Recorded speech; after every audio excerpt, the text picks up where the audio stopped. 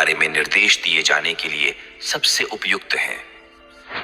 एक प्रश्न मन में उठता है कि क्या हम वास्तव में इस मानव जीवन को जानवरों से बेहतर जी रहे हैं और इसका उपयोग कर रहे हैं? क्या हमारा आचरण जानवरों से भी बेहतर है? कहीं हम मूर्खतापूर्वक इसे बर्बाद तो नहीं कर रहे हैं? इसीलिए ये जानने के लिए आज हम स्वामी विवेकानंद के विचारों के साथ मनुष्य की बर्बादी के 5 कारणों के बारे में जानने वाले हैं। इन्हें जानने से पहले आप अपनी इंद्रियों को सक्रिय कर ले ताकि आप इनके बारे में अच्छे से जान पाएं। ऊंट के बारे में एक बहुत अनोखी बात कही जाती है जो एक दिलचस्प बात है और यह इंसानों पर भी लागू होती है। वो ये है कि ऊंट को किक्कर खाना पसंद है, भले ही उसके मुंह से खून निकलता हो। इसी प्रकार एक अज्ञानी और भ्रमित व्यक्ति का मन इंद्रिय संतुष्टि में लिप्त रहता है, भले ही उसके शरीर और मन को भयानक पीड़ा हो रही हो। मनुष्य की बर्बादी का पहला कारण है जीवन के क्रम को उल्टा जीना। स्वामी विवेकानंद कहते हैं, जिस प्रकार मनुष्य जीवन में हम पहले बच्चे होते हैं, फिर युवा और उसके बाद बूढ़े होते हैं, उसी प्रकार जीवन जीने का भी एक क्रम होता है। इंसान उस क्रम में फेरबदल करके अपने जीवन को बर्बाद कर देता है। हम किसी भी क्षेत्र के हों, जीवन में 3 स्थितियां जरूर होती है: निजी, पारिवारिक और व्यावसायिक जीवन। आज के दौर में इनका क्रम उल्टा बन गया है। पहले आदमी व्यावसायिक जीवन में रहता है, फिर समय बचने पर वह परिवार साधता है और अंत में निजी जीवन पर काम करता है। इसमें ही उसकी उम्र बीत जाती है। कुछ लोगों को तो 50-60 साल में याद आता है कि कुछ भीतर भी साधा जाना चाहिए, तब तक देर हो जाती है। इस क्रम में सुख, सुविधा, सफलता भले ही मिल जाए, पर अशांति हमेशा बनी रहेगी। चलिए जीवन का क्रम समझ लेते हैं। पहले निजी जीवन यानी आध्यात्मिक जीवन। इसमें प्रतिदिन थोड़ा योग, प्राणायाम, ध्यान करें। फिर पारिवारिक जीवन। इसमें जितना ध्यान प्राणायाम के निकट होंगे उतने हम प्रेम से सराबोर रहेंगे। स्वामी विवेकानंद कहते हैं, परिवार प्रेम, धैर्य और समझ से चलता है। अभी ज्यादातर वरिष्ठ और जिम्मेदार लोग जब कार्यस्थल पर अपना कार्य आरंभ करते हैं तो 90% मौकों पर उनके घर से ही फोन आता है। वे खुद फोन कम करते हैं। आप ऐसा करें, कार्य शुरू करने से पूर्व स्वयं घर पर फोन लगाकर पूछ लें और बता दें, हम काम शुरू कर रहे हैं, सब ठीक है ना? ये रिवर्स रेस्पॉन्स धीरे धीरे एक दिन सकारात्मक परिणाम देगा। उसके बाद फिर व्यावसायिक जीवन साधें।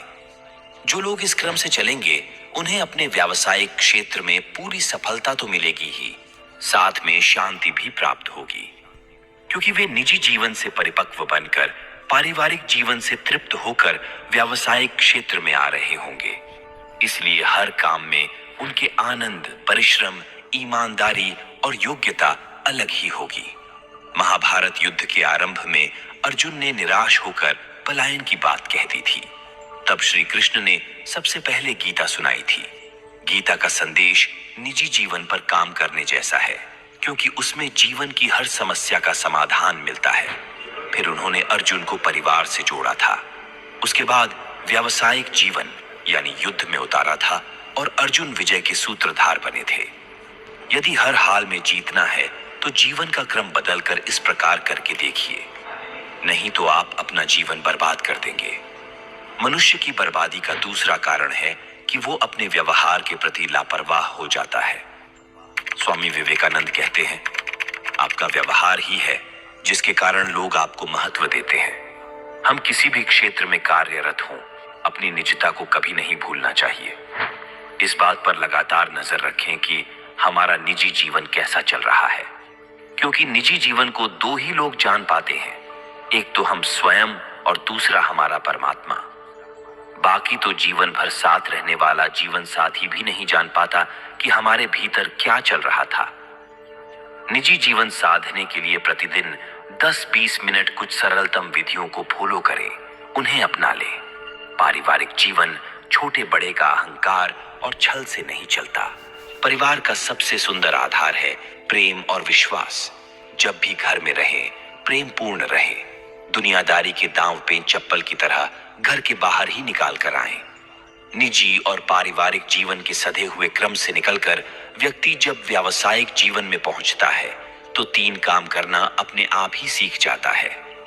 स्वयं से पिता जैसा व्यवहार, अपने अधीनस्थ से मां जैसा और अपने वरिष्ठ से परमात्मा जैसा।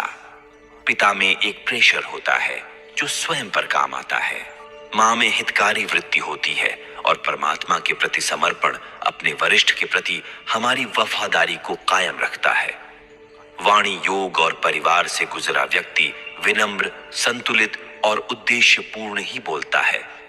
उपहास, व्यंग्यात्मक और अपशब्द लंबे समय में साथियों को आपसे दूर कर देते हैं और इस तरह आपका करियर बर्बाद हो जाता है, जिससे आप कभी सुखी नहीं रह पाते। इंसान के बर्बाद होने का तीसरा कारण है गलत समय पर आराम का सोचना। स्वामी विवेकानंद कहते हैं, इंसान का सबसे बड़ा दुश्मन आलस्य है, जो एक पल में आपको उपलब्धि हासिल करने पर भी नीचे गिरा सकता है। सफलता मिल जाने पर संघर्ष के प्रति विश्राम की मुद्रा आलस्य ही मानी जाती है। आलस्य एक तरह का अपराध ही है, इसलिए न सिर्फ सक्रिय रहें बल्कि सचेत भी रहें।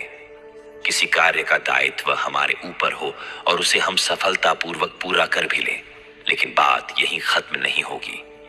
सफलता और दायित्व के प्रति निरंतर सचेत नहीं रहेंगे तो सफलता कपूर की भांति उड़ जाएगी। कपूर वायु में अदृश्य हो जाता है और सुगंध छोड़ जाता है। आज भी कई लोग उनकी सफलता के खो जाने के बाद उसकी सुगंध में ही जीते हैं। अपनी सफलता और दायित्व के प्रति निरंतर सचेत रहने का अच्छा उदाहरण लक्ष्मण का है। वनवास जाते समय उन्होंने श्री राम से कहा था, आपके साथ मैं भी चलूंगा। तब ये सवाल था कि तुम क्यों चलोगे? इसका उत्तर माता सुमित्रा ने दिया कि तुम्हारे ही भाग्य से राम सीता वनवास जा रहे हैं। तुम उनकी सेवा, सहयोग, सुरक्षा, बुराई पर अच्छाई की जीत के अभियान पर निकलोगे और तुम्हारी इसमें महत्वपूर्ण भूमिका रहेगी। लक्ष्मण ने 14 वर्ष के लिए निद्रा त्यागी और ब्रह्मचर्य का पालन किया। ये दो बातें आज भी हमारे व्यावसायिक लक्ष्य की पूर्ति के लिए बड़ी प्रेरणा है। स्वामी विवेकानंद ने जीवन की हर सफलता पाने के लिए ब्रह्मचर्य को सबसे महत्वपूर्ण माना। इससे हर कार्य को निष्ठा और परिश्रम से पूरा किया जा सकता है। हमें प्रबंधन में समझना चाहिए कि गलत वक्त पर और ज्यादा समय के लिए पलक झपका ली तो आंख खुलने पर सारा दृश्य बदल जाएगा। इसलिए परिश्रम और सजगता, इन दोनों का मेल जीवन में बनाए रखना चाहिए। परिश्रम में शरीर साथ देगा और सजगता में मन काम करेगा। चाहे जितने व्यस्त रहें, तन और मन दोनों के लिए संतुलित समय जरूर निकालें, वरना आप अपना जीवन बर्बाद कर देंगे।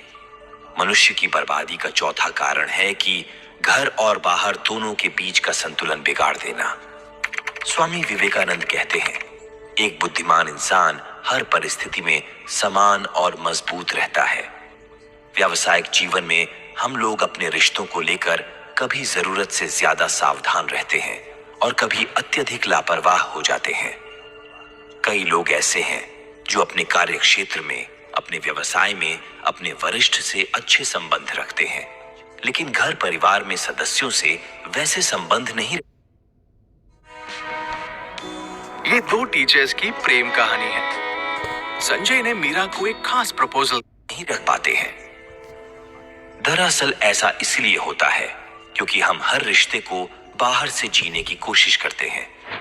दुनिया का स्वभाव है कि वो बाहर की ओर ही खींचती जाती है। इस खिंचाव को थोड़ा रोके और हर रिश्ते को भीतर से जीने का प्रयास करें। स्वामी जी कहते हैं, भीतर के रिश्ते व्यक्तियों से नहीं चलते, वृत्तियों से चलते हैं। यदि आपने अपनी किसी भी वृत्ति से ठीक संबंध बना लिया तो बाहरी व्यक्तियों से भी संबंध मधुर और प्रेमपूर्ण होंगे। क्रोध से हमारे रिश्ते मालिक और नौकर की तरह होने चाहिए। इसमें मालिक हमें बनना है और गुलामी क्रोध से करवानी है। अभी अधिकांश मौकों पर उल्टा हो जाता है। क्रोध हमारा मालिक बन जाता है। जब उसकी इच्छा होती है वह जब चाहे आता है और अपनी इच्छा से जाता है। लेकिन यदि हम मालिक होंगे तो हम जब चाहे बुलाएंगे और अपनी ही इच्छा से उसे विदा कर देंगे। जैसे ही क्रोध पर इस तरह का नियंत्रण हुआ तो हमारी भीतरी बेचैनी, उथल पुथल खत्म हो जाएगी और बाहर हम जिस किसी से भी रिश्ते रखेंगे उसके मायने बदल जाएंगे। आध्यात्मिक जगत में इसे क्रोध का ज्ञान होना कहा जाता है। ज्ञान उसे कहा गया है जो स्वयं एक कृत्य बन जाए। एक कुशल सारथी घोड़े को थपथपाता है, पुचकारता है और उस पर सवारी करता है। इसी तरह हमें भी क्रोध पर सवारी करना है। क्रोध हम पर सवार न हो पाए, वरना आपका जीवन बर्बाद हो जाएगा। मनुष्य के बर्बाद होने का पांचवा कारण है कि विशिष्ट होने की चाह में जिंदगी से सहजता खो देना।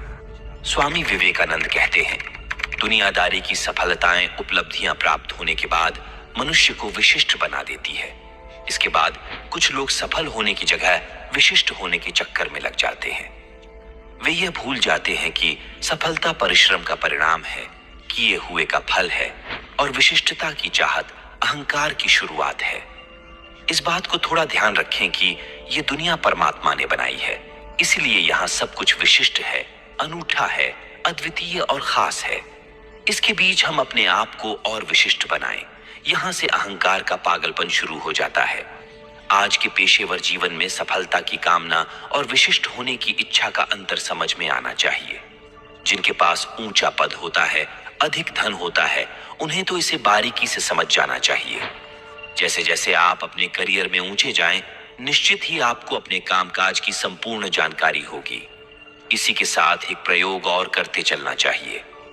स्वामी जी कहते हैं, जब आप अपने काम को पूरा जानने लगते हैं, तब आप लगातार प्रयास करें कि स्वयं को भी जानें। हमें हमारा पता नहीं चल पाता और दुनिया भर की जानकारी प्राप्त कर चुके होते हैं। यहीं से खतरे शुरू हो जाते हैं। फिर हमारी कोशिश होती है कि दुनिया हमें जान ले कि हम कौन हैं। हम अपने कर्तव्य को भूलकर इसी में जुट जाते हैं।